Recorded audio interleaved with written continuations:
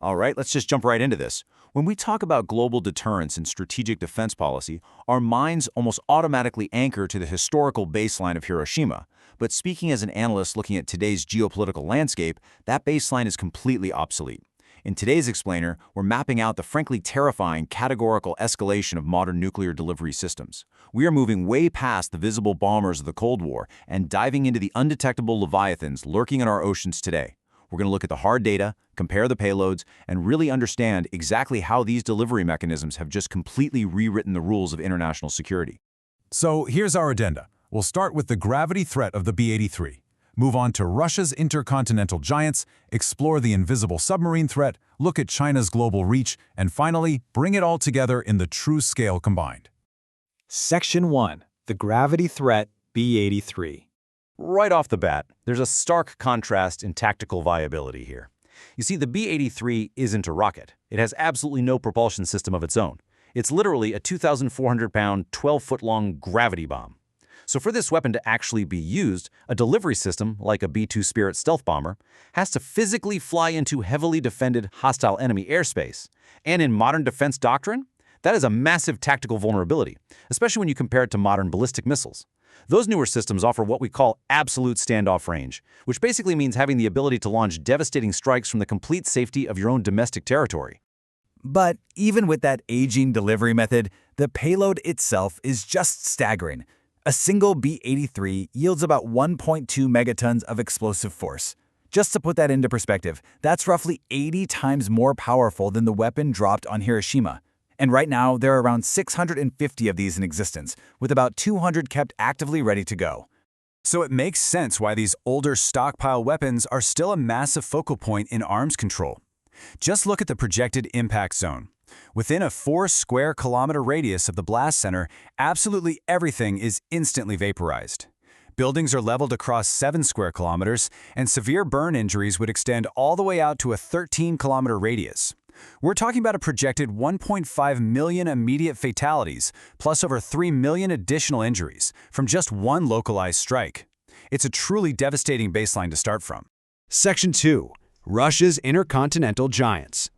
Now, when you introduce trans-global reach, you build a completely different geopolitical threat. Take the R-36, which is known in the West as the Satan. It boasts a range of 16,000 kilometers. But its successor, the RS-28 Sarmat, or Satan II, pushes that range even further, up to 18,000 kilometers. Think about what that means from a defense posture standpoint. A launch from Moscow easily puts New York, London, or Tokyo directly in the crosshairs without breaking a sweat. It completely bypasses all traditional regional defense perimeters. And the really crucial point here isn't just the distance it can travel, it's what it carries. A fully loaded RS-28 Sarmat can generate a combined explosive yield of up to 50 megatons. Let that sink in. That is an astonishing 3,300 times greater than the force of Hiroshima. It's an almost incomprehensible level of destruction, all housed within a single launch vehicle. So how exactly does it deliver that 50 megaton payload? Well, it uses MIRV technology, multiple independently targetable reentry vehicles. The RS-28 doesn't just drop one giant bomb, it actually deploys 10 to 15 independent warheads.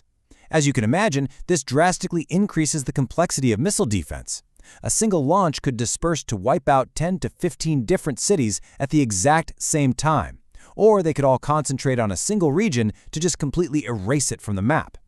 This multi-warhead reality creates massive headaches for international arms control treaty enforcement, simply because counting delivery vehicles no longer gives you an accurate picture of the true number of active threats.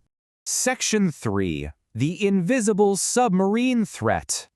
Moving on to the SLBM, or Submarine Launched Ballistic Missile. This technology fundamentally alters national security doctrine. Systems like the Trident II don't need airstrips, and they aren't sitting in static, highly trackable land silos. They are launched completely invisibly from deep within the ocean.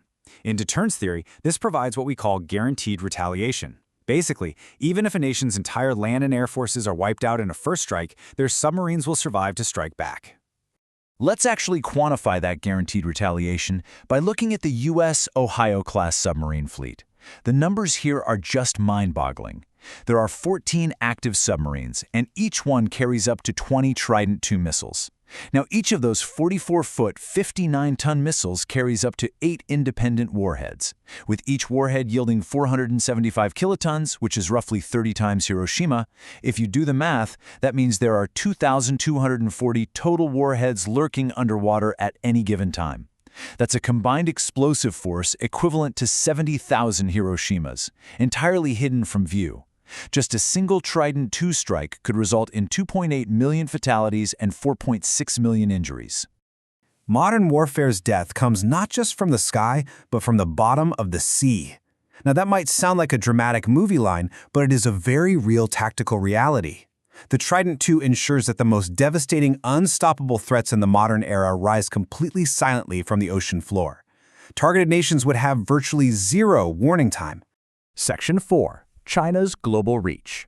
Of course, China's active development of its own intercontinental leviathans completely disrupts both regional stability and global power dynamics as well. Take the DF-5C, for example.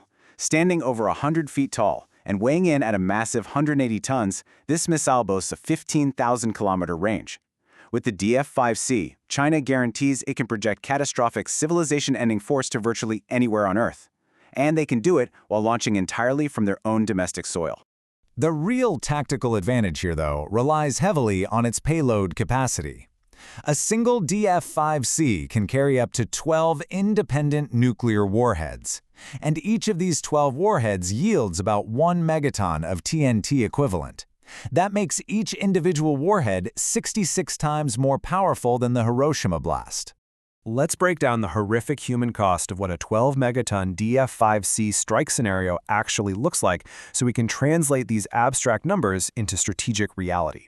The central city targeted is instantly and entirely vaporized. Beyond that core, deadly firestorms would extend a full 30 kilometers outward. From just a single missile launch, we are looking at an estimated 1 million immediate fatalities and 1.8 million projected injuries. It's a stark, terrifying reminder of the massive risk of accidental escalation.